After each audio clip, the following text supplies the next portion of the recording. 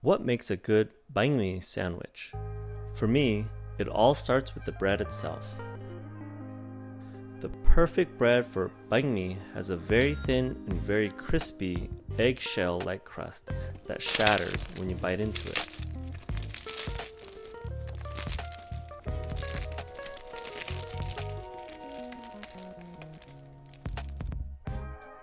The crust is so thin that sometimes cracks will appear when a freshly baked Bánh Mì starts to cool down after it comes out of the oven. Bánh Mì is a lifelong passion of mine, so a few years ago I decided that I really wanted to learn how to bake it at home. I started this channel to share the knowledge and techniques I've learned over the years. So if you're ready to get better at baking Bánh Mì with me, then consider hitting that like button and subscribing to my channel. So let's get started.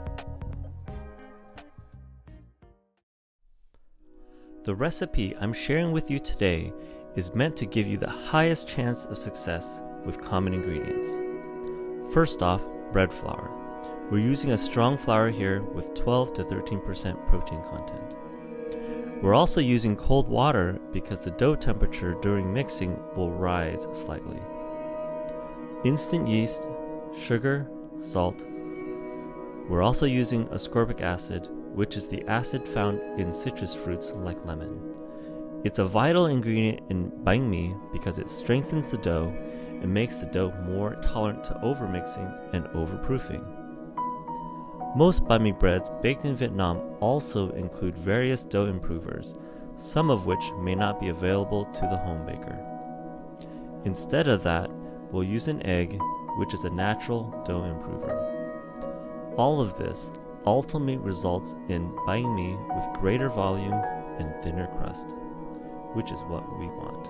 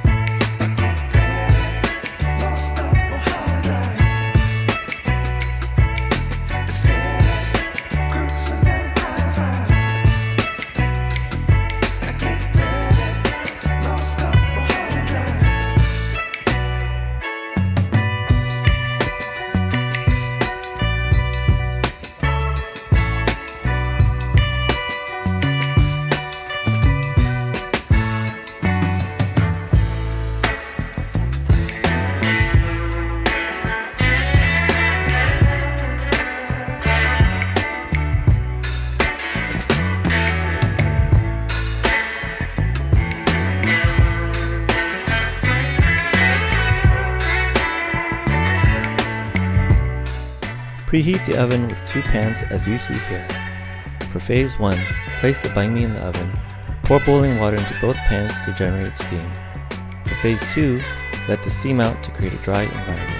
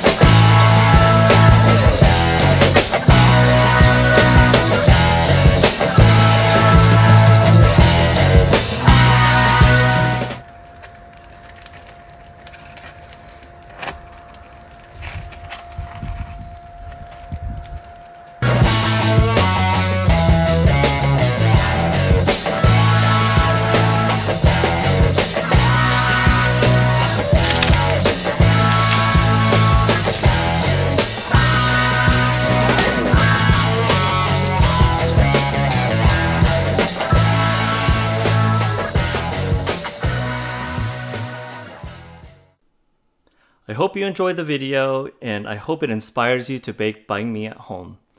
I just had a few notes on the recipe itself.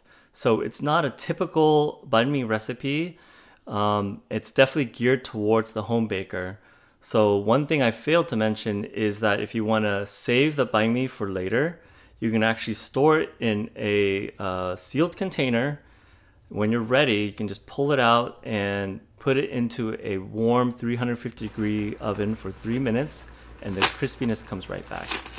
Even on fresh bakes, sometimes I'll just put the bread back in the oven for a little bit and get an extra bit of crispiness there. It's a pretty challenging recipe as well. You don't need to be a baker, but having some baking experience definitely helps you here. If you run into any problems or any issues, let me know in the comments. If I start seeing a pattern, then maybe I'll create some content around that. I plan to follow up with a tips collection of tips and troubleshooting, because bánh mì is quite challenging. So let me know what problems you run into. Okay, and I'd be glad to help. Finally, bánh mì recipe baking at home isn't for everyone. So if you have a bánh mì shop that is close to you, definitely buy bread from them and make sandwiches from there. Go out and support the local bakeries, local Vietnamese sandwich shops, because they're doing some amazing work. My secondary goal for this video was actually to show people like the craft and knowledge and the technique that it takes to actually make a bread like this. It's not easy. So I really appreciate the bakers out there doing it on a day-to-day basis. So with that, I hope you enjoyed the video, and happy baking, everyone. Thank you. Bye.